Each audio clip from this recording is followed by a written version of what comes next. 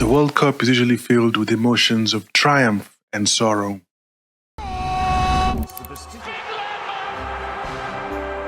But the most intriguing part of the World Cup that people don't know about is that most of the countries participating have at least one African player.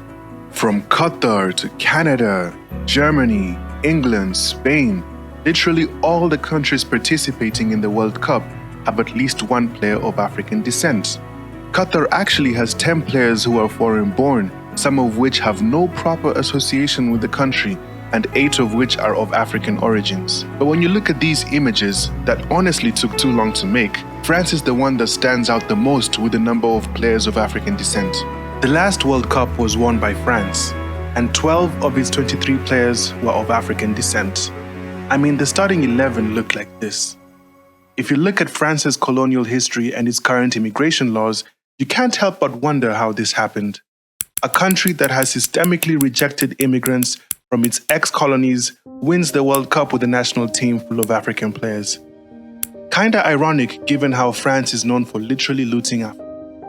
I made a video of how France loots and depends on Africa that can be found here. Anyway, I speak for most Africans when I say that we usually support France or the team with the most African players when all the African teams have been knocked out. France in particular has a large number of players of African descent because of this guy over here. Yeah, we can always blame this guy for most modern European problems. Anyways, after the Second World War, France was absolutely obliterated. Kinda like what is happening in Ukraine right now. So they needed to rebuild the country, which resulted in them recruiting workers from neighboring countries and colonies in the late 40s and early 50s. This resulted in a subsequent rapid increase in the economy in the 60s and 70s, which led to an even larger labor shortage for lower paying jobs. So another wave of immigrants came in, but this time they mainly came from Africa, the Caribbean, and Arab countries. This led to France's national team looking like this in 1994, then winning the World Cup with a team that looked like this in 1998, and continuing with the trend until they won again. But not too many French people were happy with this change. Je trouve que c'est tout de même un peu artificiel de faire venir des joueurs de l'étranger et de les baptiser équipe de France. Je constate que les joueurs des autres équipes chantent leur hymne national de grand cœur et à pleine voix. Alors je constate que la plupart des joueurs de l'équipe de France ne le chantent pas ou visiblement ne le savent pas. This made me ponder on an idea that is filled with oxymorons and irony. One that has shaped the history of the world in unimaginable ways. Now, before I go on, this is not a video of me discrediting any European country that has a lot of African players. Most of those African players were born in said European country. This is actually a video about the emigration culture of Africans and how it is a result of racial prejudice. I want to ask, why is it that we choose to leave our country and donate our skills and talents to foreign countries that have had a history of violently exploiting us and honestly just don't want us there?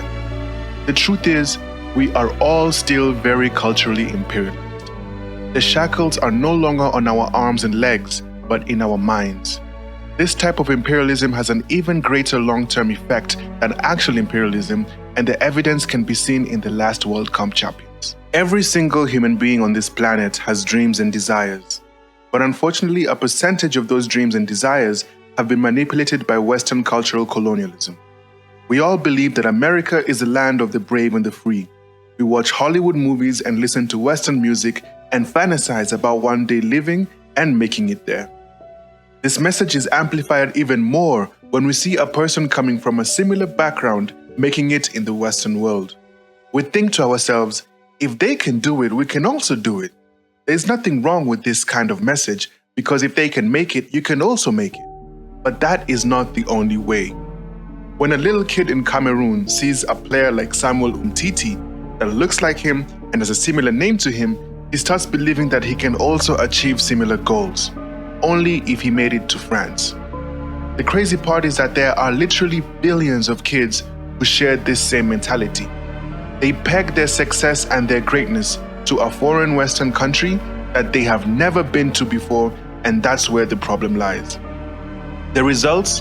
Thousands of Africans gamble with their lives every day trying to break into European countries, all in search for their dreams. And who can blame them?